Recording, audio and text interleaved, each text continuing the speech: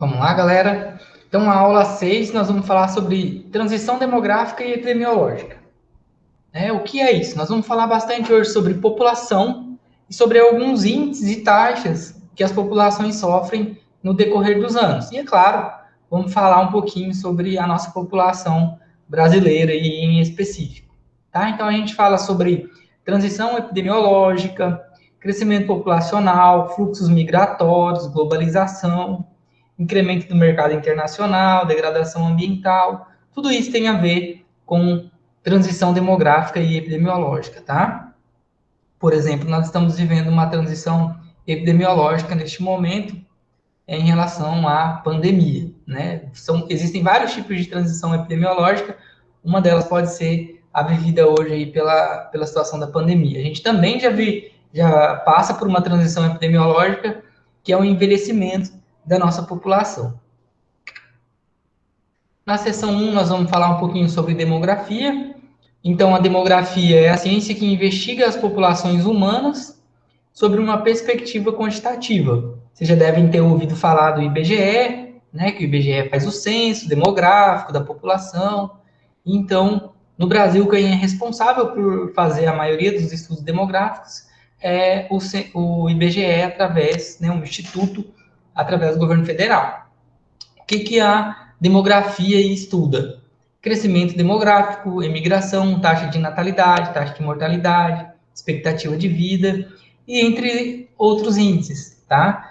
Professor, como que o IBGE sabe quais os índices que ele vai estudar, quais as taxas que ele vai estudar aí no próximo censo?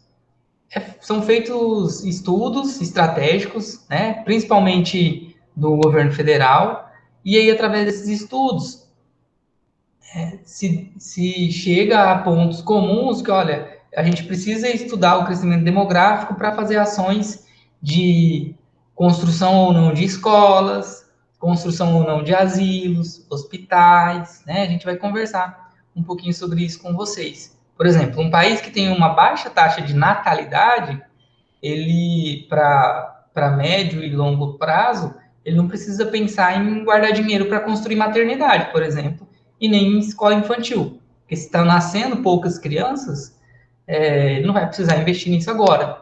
E se essa taxa de natalidade é pequena e a expectativa de vida é alta, na verdade ele tem que passar a investir em hospitais para tratamento de doenças crônicas, né, de pessoas idosas, asilos, atendimento específico para pessoas idosas e assim por diante. Então, no Brasil, grande parte dos estudos demográficos é realizado pelo Instituto de Pesquisas mantido pelo governo federal, que é o Instituto Brasileiro de Geografia e Estatística. Tá? Então, é uma ação muito estratégica, é muito importante para o país, tá? Esses estudos, o IBGE é muito importante para nós, principalmente da área da saúde, tá? Sem contar também que é através dessas pesquisas que o governo consegue fazer estratégias econômicas, sociais, né? E educacionais também. Aqui tem algumas taxas para vocês entenderem, por exemplo, de onde vem aquelas notícias, né, do Jornal Nacional, da internet, dos jornais aí com taxa de natalidade, taxa de mortalidade, como que são feitos essas taxas, como que se chegam a esses números. Vocês devem ouvir bastante falar assim, o Brasil tem uma taxa de natalidade de um nascimento para cada 1.000 habitantes, um nascimento para cada 100 habitantes. Então, vem dessas formas, tá? Então, um exemplo aqui, de taxa de natalidade. A gente pega o número de nascimentos, por exemplo, anual, em determinada população nasceram 1.000 crianças em um ano. Então, você pega 1.000, né, vezes 100 ou 1.000. Por que é importante isso aqui, pessoal? É importante você guardar se você fez vezes 100 ou vezes 1.000, porque na hora de soltar a notícia, você solta falando assim, olha, são tantos nascidos vivos para cada 1.000 habitantes, ou são tantos nascidos vivos para cada 100 habitantes, tá? Então, você vai pegar número de nascimentos vezes 1.000 dividido pela população total. Aqui, se eu pegar uma população de 100.000 pessoas, e dizer que nasceram 1.000 crianças em um ano, eu pego 1.000 vezes 1.000 dividido por 100.000, que daria lá 1. Então, eu falo, tem taxa de natalidade é de 1 para cada 1.000 habitantes, tá? Que é nesse caso, seria uma taxa muito pequena. Taxa de mortalidade também, mesmo esquema, tá? Taxa de fecundidade, que é a média de números de filhos das mulheres entre 15 e 45 anos, que é o que é chamado de idade reprodutiva das mulheres, né? Mortalidade infantil é o número de crianças que morreram antes de completar um ano. Então, você usa a mesma fórmula aqui de cima, ó, você pega quantas crianças morreram antes de completar um ano, um determinado período, né? E aí você tem a medida a cada 100 ou cada 1.000 crianças. Por que cada 100 ou cada 1.000? Aqui na hora de fazer a fórmula, você escolhe se você vai fazer vezes 1.000 ou vezes 100. E aí você libera o resultado conforme você fez aí a conta. E o crescimento vertical, que é a diferença entre o número de nascimentos e o número de mortes, tá? E a gente vai falar um pouquinho sobre esse crescimento vertical aí nos próximos slides também. Então, população. Quando a gente fala em população, a gente tem população específica de cidades, populações de países e a população mundial. A gente comenta um pouco sobre algumas coisas. A gente tem projeções de população mundial aí até 2100, por exemplo, né, que a ONU faz. Então, em 1990, nós éramos 5,3 bilhões de habitantes aí no mundo, no planeta Terra, não sei se era no mundo, e para 2050 devemos chegar a 9,8 bilhões e para 2100 a 11,2 bilhões. Se vocês prestarem atenção, a gente percebe que o crescimento está diminuindo, tem uma desaceleração no crescimento populacional mundial aí, tá? E algumas curiosidades, né? A gente pode ver, por exemplo, a China corresponde a 18,5% da população mundial, a Índia 17,9%, Estados Unidos 4,3%, Brasil 2,8%, Indonésia 3,5%. A gente percebe que existem muitas pessoas, a proporção de pessoas morando em determinados países é muito, muito, muito grande. Isso pode levar, a gente vai comentar também nos próximos slides, pode levar a um desequilíbrio ou uma migração muito grande de pessoas aí pelo mundo, tá? Em alguns locais com uma alta carga de populacional, pode ser que os recursos naturais aí sejam extinguidos nesses locais e as pessoas vão precisar migrar para locais onde tem uma menor população. Estudos populacionais, então, o que são estudos populacionais? Aqui a gente traz alguns exemplos para vocês, tá? Vocês devem ouvir falar bastante sobre esses exemplos aqui. Então, o principal marco para o aumento do número de habitantes na Terra foi a Revolução Industrial. Então, isso aqui é um estudo populacional. Por exemplo, até lá a Revolução Industrial, nós tínhamos muita dificuldade em conseguir alimento, comida mesmo para as pessoas. As pessoas ou morriam de fome, ou tinham uma alimentação muito aquém do que é preciso para uma pessoa por dia. Essa alimentação muito aquém não fazia a pessoa morrer de fome, mas ela tinha outras doenças agravos. O sistema imunológico de quem não come muito bem não funciona muito bem também. E a expectativa de vida fica lá em torno de 40 anos, por exemplo. Imagina, você tem uma população em que a expectativa de vida dela é de 40 anos. Então, sempre tem muita gente morrendo. Então, é difícil da população crescer. Com a Revolução Industrial, o principal impacto que ocorreu foi na produção de alimentos. Foi quando a gente começou a ter alimentos industrializados, a energia elétrica que trouxe a refrigeração de alimentos, para armazenar alimentos em casa, né, para não depender só da colheita ou da caça, ou de criar o animal e ter que esperar o animal engordar para comer. Hoje a gente nem pensa se o boi está gordo ou magro na fazenda. A gente vai ali no mercado e compra, né? Então, essa revolução industrial foi o primeiro marco aí da população, do crescimento da população mundial. E aí possibilitou o crescimento das cidades e uma aceleração da urbanização. Então, houve aí o que a gente chama de êxodo rural, né? A população migrou para as cidades, onde existe mais oferta de alimentação mais fácil, oferta de atendimento médico, né, hospitalar, estudo, e aí a população cresceu. E a gente tem um exemplo do que vem acontecendo depois disso, agora já na atualidade. E a gente tem os Estados Unidos, que possuem cerca de 6% da população mundial, mas consomem um quarto de todos os recursos do planeta. Então, assim, é uma população muito consumista. E qual que é a preocupação mundial hoje? É que praticamente, assim, 70% dos países do mundo tem os Estados Unidos como uma referência de sucesso, né? Se for para ser para o meu país, né, ser revolucionário e para ele ser rico, ele teria que ser igual ou parecido com os Estados Unidos. Mas isso não pode acontecer nesse momento. Por quê? Porque nós precisaríamos aí de pelo menos 4 planetas Terra para suprir as necessidades de consumo, porque é uma população muito consumista. Então, estudos indicam que se todos os países mantivessem o mesmo padrão dos Estados Unidos, seriam necessários 4 planetas Terra para suprir as necessidades de consumo, ou seja, tanto de alimentação, eles produzem muito lixo também, não tem onde colocar o lixo dos caras, os caras têm que mandar o lixo embora de navio para outros países e pagar para outros países receber o lixo deles. Então, assim, é uma loucura, tá?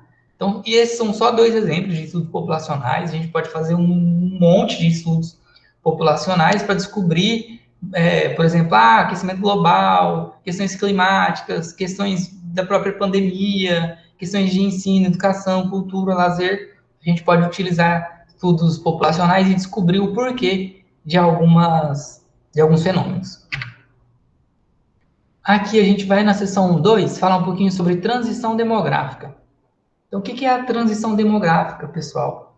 É a mudança de comportamento, aí, a mudança na população, ou mundial, ou de determinado país, ou do continente, ou da cidade, tá? E como exemplo, a gente utiliza aí a transição demográfica que o Brasil passou e vem passando, né? Então, aqui a gente tem um gráfico de transição demográfica de 1950, né? Então, aqui, ó, nesse gráfico, como que ele está dividido?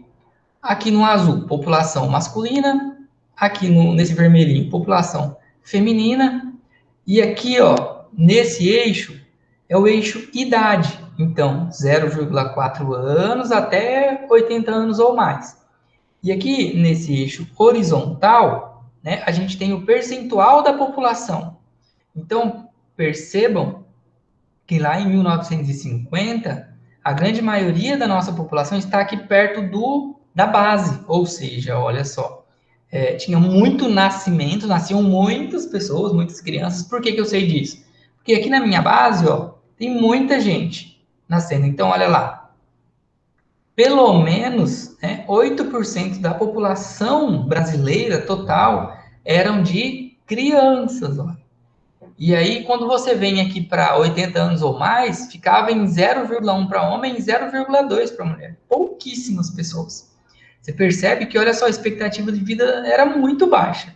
Né? Você tinha só quem conseguia passar de 60 anos. Olha só, 1,2% para homens e 1,4% para mulheres. Então, a gente tinha um país extremamente jovem, né, e que as pessoas viviam bem menos. O que acontece se a gente pegar uma pirâmide etária, né, que é o gráfico, o mesmo gráfico, mas da atualidade?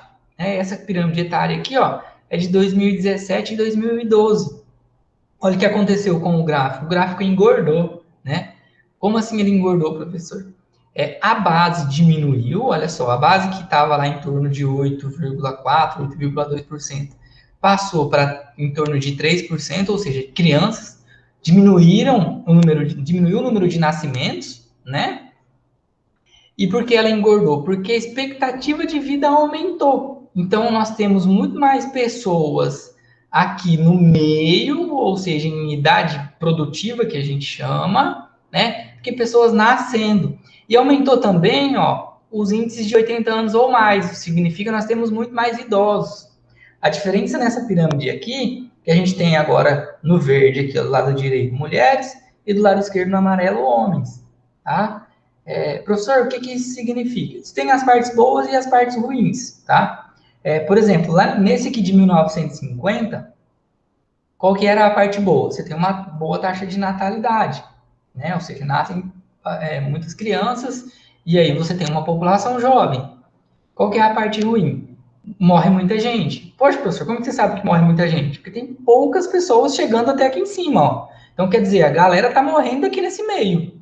Primeiro, uma taxa de mortalidade infantil muito alta, porque, olha, de 0 até 4 anos, você tem 8,4 da população. Quando você pula para 5 a 9, já fica 6,5. Quer dizer, olha o tanto de criança que morreu aqui, né? Parte ruim também desse gráfico aqui, dessa população de 1950. Você tem uma população, o cara ele fica produtivo para o país durante um período muito curto de tempo. Porque, olha só, o indivíduo vai começar a trabalhar mesmo, que é o ideal, lá até a partir dos 15 anos, né? Há uns menos, 14, 13 anos, e aí ele consegue trabalhar forte mesmo até lá os 60 anos, né? Só que olha só, pouquíssimas pessoas, né? Se a gente for olhar. Já aqui, ó, nesse outro gráfico, no gráfico atual, a gente tem uma galera, tá, em idade produtiva, que a gente fala, uma força de mão de obra e de trabalho muito grande, ou seja, produzindo riqueza para o país, né? Essa é a parte boa. A parte ruim, diminuiu a taxa de natalidade, né? Só que a gente percebe também que diminuiu a taxa de mortalidade infantil, porque olha só, de 0 a 4 anos está aqui em 3, né? E aqui de 5 a 9, olha só, está até maior. Então, quer dizer, está morrendo pouca criança, quer dizer que a saúde, a educação, né, saneamento básico melhoraram. No que a gente tem que ter muita atenção aqui? A gente tinha um sistema de saúde preparado para atender quem? Para atender e combater mortalidade infantil, porque aqui em 1950 morria muita gente jovem e criança. E a gente tinha que ter muitas maternidades também, porque tinha muita gente, muita mulher grávida, né, tendo parto. E muita escola também, para atender essas crianças que nasceram aqui. Quando a gente olha para cá, diminuiu a taxa de natalidade, então eu já não tenho tantas mulheres assim ganhando neném, significa que eu não preciso de tantas maternidades. Se eu não preciso de tantas maternidades, porque tem nascido, né, menos crianças, eu não preciso de tantas escolas, mas em contrapartida, eu preciso de muitos estabelecimentos de saúde para atender população idosa e com doença crônica. Por quê? Quanto mais velha é a minha população, maiores as chances dela ser acometida por doenças crônicas. Qual que é o BO da doença crônica? É que na doença crônica, o cara não morre, tá? Isso é ruim, professor? Não, isso é bom, ainda bem que não morre, mas o problema é, você tem que ficar atendendo ele toda semana. O cara com diabetes, você tem que dar o medicamento, o aparelho para ele aferir a diabetes, você tem que dar exercício físico, você tem que cuidar dele durante a vida dele. Já aqui em 1950, ninguém ficava cuidando de ninguém. Era assim, ó, nasceu, teve cólera, morreu. Pronto, precisou do atendimento no hospital um dia, ou morre ou não morre. Não fica tendo que ficar atendendo. Então é por isso que ainda hoje o Brasil passa por um problema de saúde pública muito grande, porque a nossa estrutura não estava preparada para isso. E a gente precisa de profissional também especializado aí para atender essa população mais velha. Transição demográfica. A gente tem aí 4 fases, tá, de transição demográfica estudadas aí mundialmente. Nós temos países na fase 1, fase 2, fase 3 e fase 4.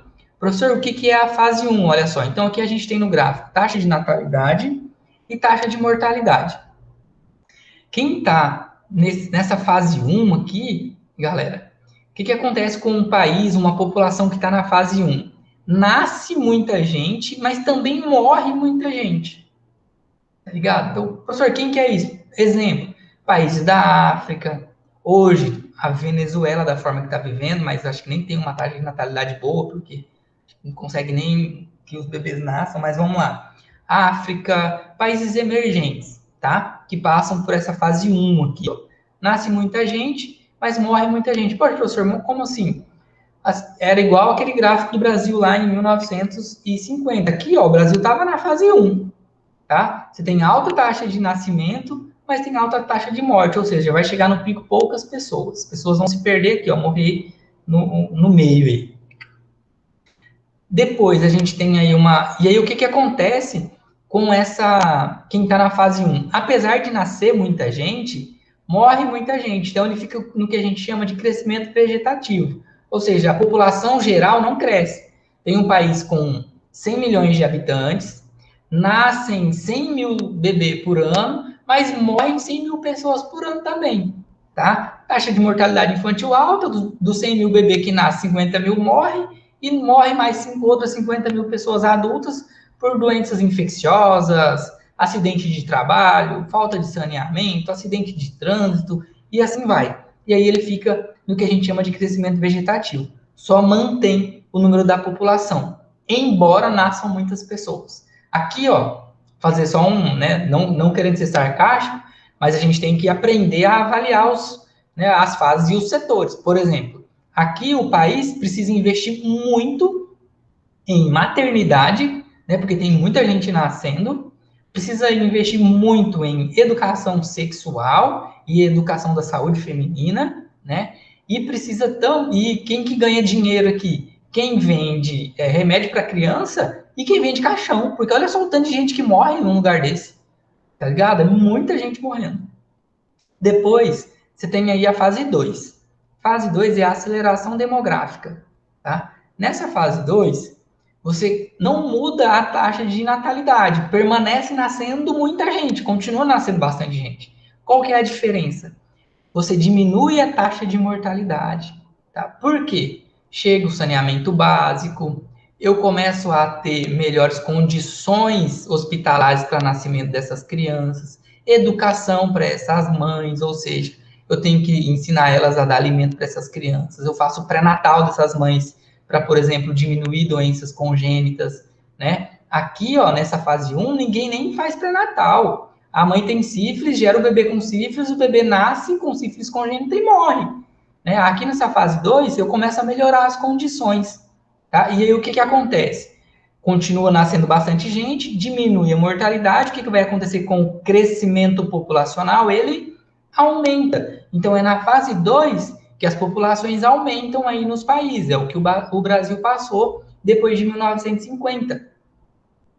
E aí a gente tem depois da fase 2 a fase 3, que é a fase atual que nós estamos, que o Brasil está, tá? Então, até 1970, 1980, nós estávamos aqui, ó, nessa fase 2, nascendo muita gente, diminuindo a taxa de mortalidade e aumentou a população. Chegamos em 200 hoje, 210, 220 milhões de brasileiros. O que acontece na fase que nós estamos hoje? A gente tem uma diminuição da natalidade, ou seja, nascendo menos crianças por cada família, né, por conta de um processo de planejamento familiar, mulheres entrando no mercado de trabalho e deixando para engravidar mais tarde, e tudo isso. A gente tem aí uma melhoria na taxa de, ou seja, menos pessoas morrendo, né, taxa de mortalidade. Para onde nós estamos indo? Nós vamos voltar para o crescimento vegetativo. Por quê? Professor, vai piorar a saúde? Não, taxa de mortalidade vai continuar baixa. O negócio é que vai diminuir aí a taxa de natalidade. Professor, tem algum país que já está nessa fase 4? Sim, países europeus, tá? E alguns países asiáticos também, como o Japão. Então, Japão, aí país europeu, Itália, Alemanha, Suécia, Suíça. Se a gente vê, tem até propaganda, às vezes, de países que pagam para pessoas irem morar lá. Só que essas pessoas só vão receber para ir morar lá se forem pessoas casadas, né? E em idade reprodutiva. Por quê? Os países estão nessa fase 4 e a população está diminuindo. Eles precisam de gente para trabalhar. Olha o tamanho da bucha dos países fase 4. A população idosa fica muito grande e aí o idoso ele é aposentado, ele não trabalha mais, não precisa trabalhar. Então, a força de trabalho do país diminui. Tendências demográficas. Só para a gente fazer algumas analogias aqui, tá? Então, a gente tem 1 bilhão de pessoas, né? O crescimento esperado da população mundial até 2025. Desse 1 bilhão, 300 milhões de pessoas vão ter acima de 65 anos. Tá? Taxa de mortalidade, olha só que legal. Uma pessoa nascida em 2014 viverá em média 10 semanas a mais que quem nasceu em 2013. Olha como que está melhorando a taxa, né, a expectativa de vida aí dos brasileiros. 50% do crescimento da população mundial entre hoje e 2050 deve vir da África. Aí aqui a gente fala sobre êxodo, sobre migração. A gente vê a crise migratória já no mundo. Prevemos que haverá um aumento de 50% da mobilidade global até 2050. A gente saindo dos países aí com muita população, países com condições ruins de vida e indo para outros países, tá? São fechadas por ano no Japão 400 escolas. Por quê? Envelhecimento populacional. Nasce menos crianças, para que eu tenho escola, né? E assim vai. Então, as 85 pessoas mais ricas do mundo têm tanta riqueza quanto 3,5 bilhões de pessoas mais pobres. Ó, a desigualdade social aqui, né? 70% dos orçamentos domésticos nos países do G7 são controlados pelas mulheres, a força do trabalho das mulheres. Isso é muito bom, só que, por outro lado, diminui a taxa de natalidade. Em 2020, pela primeira vez, mulheres com mais de 30 anos são responsáveis pela maioria dos nascimentos na América do Norte e na Europa. Transição epidemiológica no Brasil, é muito interessante a gente falar sobre isso. Por quê, professor? Porque a gente traz uma linha do tempo de transição de mortalidade proporcional, e essa mortalidade proporcional que nos traz a transição demográfica e epidemiológica, por exemplo. Então, nós temos aqui nesse gráfico, num eixo vertical, o percentual de mortes, e no eixo horizontal, né, as datas. Então, começando lá de 1930 e indo até 2009. Olha só, de 1930 até mais ou menos 1965, 1970, a maioria das mortes, olha lá, de 48% das pessoas morriam por doenças infecciosas e parasitárias. Por que isso, professor?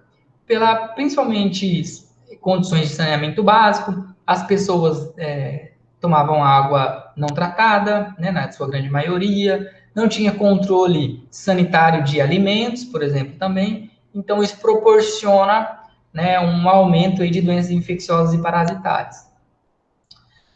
E aí, o que acontece? Olha só, e aí quem morria de doença por aparelho respiratório, né, por agravos aí de doença, bronquite, asma, pneumonia, né?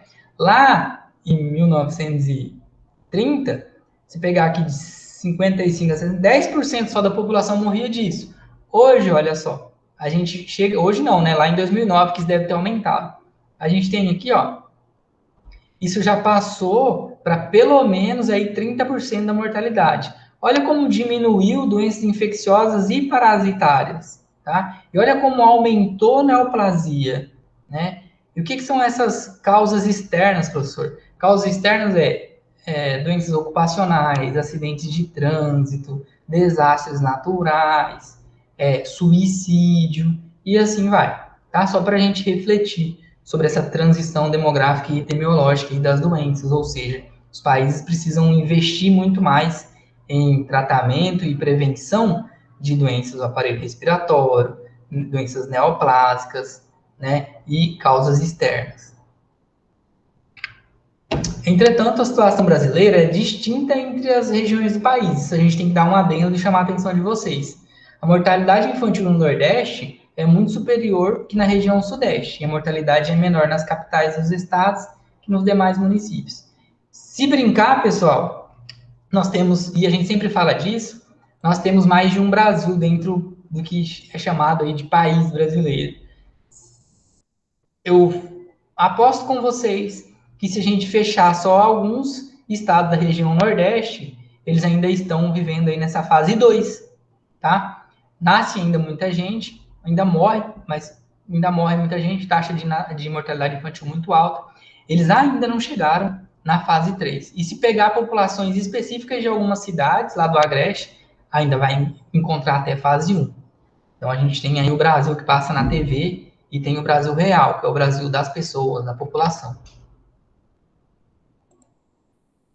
Para encerrar, né, relação entre os fatores ambientais e ocorrência de câncer. Então, a gente tem aqui os fatores que levam as pessoas a ter essas doenças externas e doenças respiratórias e câncer, tá? Está relacionado aí pelo menos a 70%, 80% das causas de morte e adoecimento aí no Brasil atual. 30%, então você sabia, 80% a 90% dos casos de câncer pode ser evitado através de mudanças de hábitos. Então, o câncer, pessoal, em torno aí de 85% das causas de câncer são causas externas, não são genéticas, tá? Ou seja, a pessoa adquire esse câncer no decorrer da vida dela por conta do modo de vida dela, onde ela mora, como ela trabalha, o que, que ela come, o que, que ela bebe. Então, por exemplo, ó, uma pessoa que fuma, ela tem 30% de chance a mais de ter câncer do que uma pessoa que não fuma. Uma pessoa que tem uma alimentação desregrada, ou seja, que come o que quer, gordura, fast food, refrigerante, e não come frutas, legumes e verduras, ou muito pouco, ela tem 35% a mais de chance de ter câncer. Tá? Infecções, por exemplo, infecções aqui entra o HPV, infecções respiratórias, IST, que são as infecções sexualmente transmissíveis, aumenta em 10% a chance de ter câncer.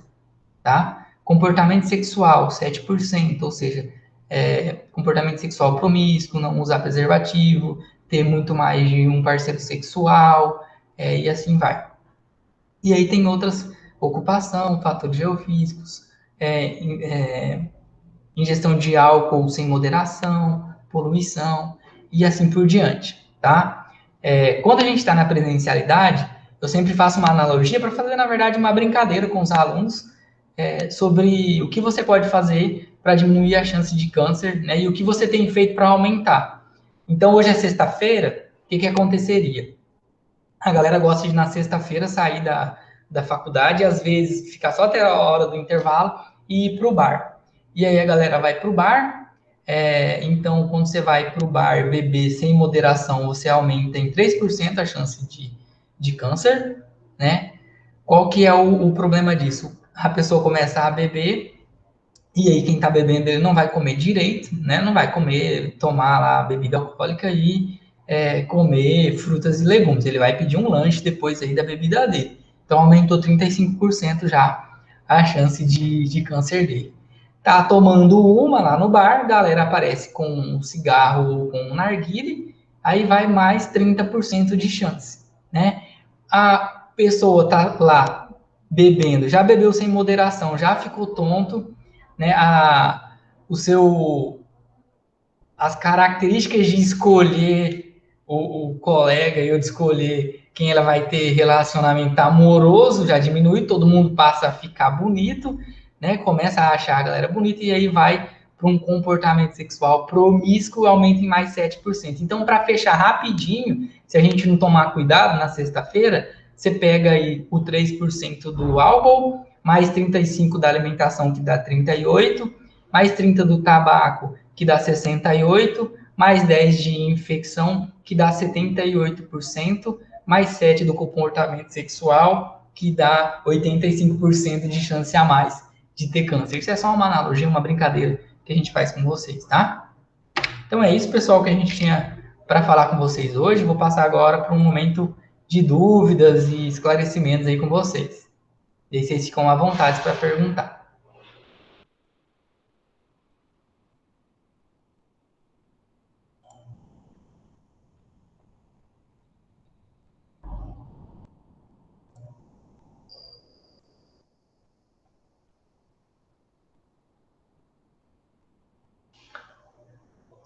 E aí, galera? Gabriel, Gesiane, Milene, Isabela, vocês têm dúvidas?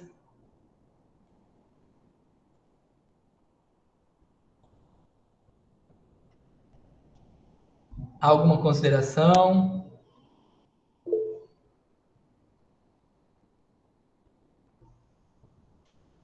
O Gabriel, o acidente de trânsito, ele entra em causas externas, tá? Porque daí não tem só o acidente de trânsito. Nessas causas externas, ele entra ali junto com o acidente de trânsito, suicídio, acidente ocupacional, que é acidente de trabalho. Que ele tá aqui, ó. Se a gente pegar o gráfico, vou apresentar o gráfico para você aqui, ó.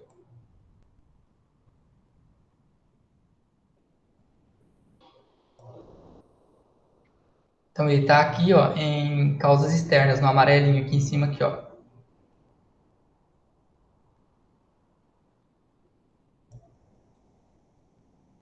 É aqui para você, bem aqui, ó. Então, causas externas, o acidente de trânsito estaria aqui. E ele aumentou, né, bastante, até porque pelo aumento populacional, aumento de veículos também nas cidades.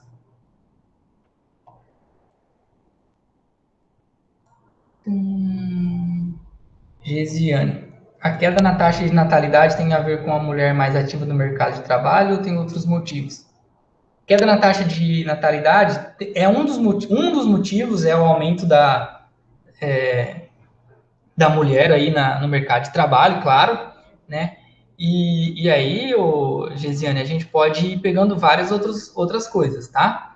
Vou lá dar outros exemplos. Então, aumento da força de trabalho da mulher. Então, a mulher que deseja trabalhar, ela precisa estudar mais. Então, a mulher que estuda mais, ela vai colocar no planejamento da vida dela para ela ter filho mais tarde, tá? E o que acontece? Geralmente ela vai colocar lá, antigamente a maioria das mulheres tinha filho entre 17 e 25 anos.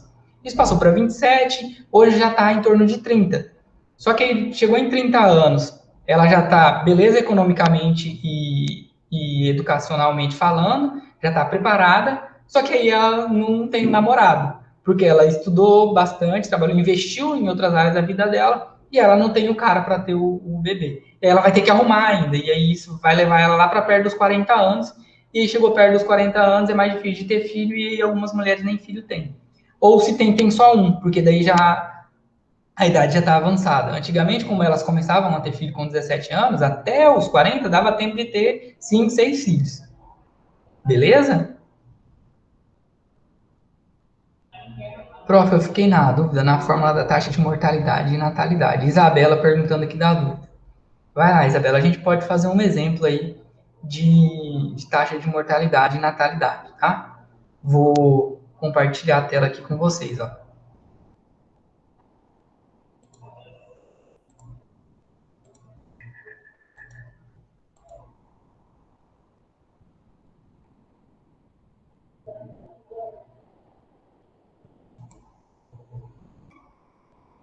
Vai lá, pessoal.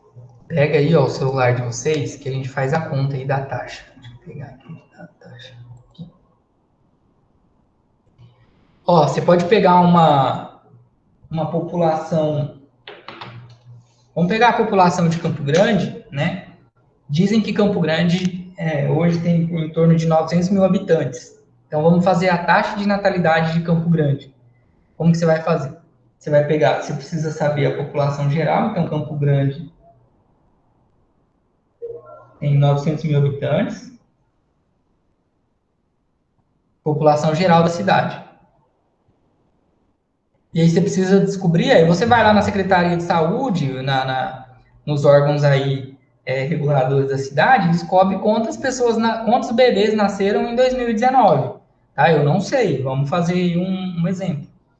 Vamos dizer que em Campo Grande, em 2019, nasceram 10 mil bebês.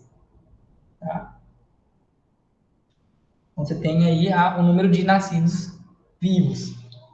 Como você vai montar essa fórmula? Ó, você vai pegar o número de nascimentos. Então, em 2019, a gente descobriu que nasceram 10 mil bebês em Campo Grande. Então, você vai pegar 10 mil vezes 1000, que vai dar, ó, vou fazer 10, 1, 2, 3, 10 mil vezes 1000,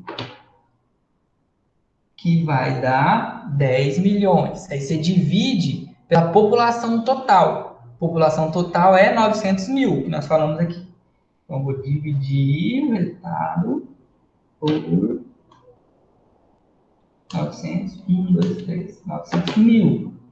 Nesse caso, nessa conta que a gente fez aqui, esse exemplo, a Campo Grande, eu iria soltar hoje lá no jornal, que Campo Grande tem uma taxa de natalidade de 11,1 bebês para cada 1000 habitantes, assim que eu libero. Então, a taxa de natalidade em Campo Grande seria de 11,1 bebê para cada 100, para cada 1000 habitantes. Por que para cada 1000 habitantes? Que eu fiz vezes 1000. Se você fazer aqui vezes 100, aí você libera o resultado que é para 100. Se eu for fazer para 100, vamos fazer lá, ó, aí muda a conta. Vou pegar o número de nascimentos, que nós fechamos em 10 mil. 1, 2, 3, 10 mil. Vezes 100. dividido por 900 mil, que é a população total. 1, 2, 3. Que aí daria 1,1 bebês para cada 100 pessoas, que é a taxa de natalidade. Então, 1,1 para cada 100 pessoas. Beleza?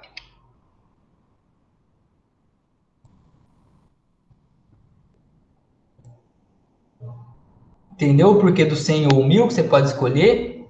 Isso aí, na hora que a gente olha, dá um bug na cabeça mesmo, porque como assim eu posso escolher? Você pode escolher porque se você escolher o 100 ou 1.000 é a forma que você vai liberar o resultado, tá? E aí a gente começa a descobrir, tipo assim, a mídia. Quando a mídia é oposição, por exemplo, do prefeito, ela pega a conta e transforma. Por quê? Se eu fizer para 1.000, vocês perceberam que dá um número maior. Quando é natalidade, é uma coisa boa, mas mortalidade, por exemplo, se eu fizer mortalidade para 1.000, dá uma mortalidade maior. Quem não entende vai falar assim, poxa, tá morrendo um monte de gente. Se eu quiser dar uma amenizada, eu faço por 100, porque as pessoas não entendem a conta, vão ver que, então tá morrendo menos pessoas. Ah, beleza, que legal. Entendeu?